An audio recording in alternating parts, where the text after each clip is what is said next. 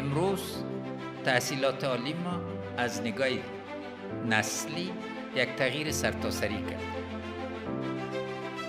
یک نسل نو اداره امور در تحصیلات عالی به دست گرفتن و ما از شما منتظر کارهای بزرگ هستیم.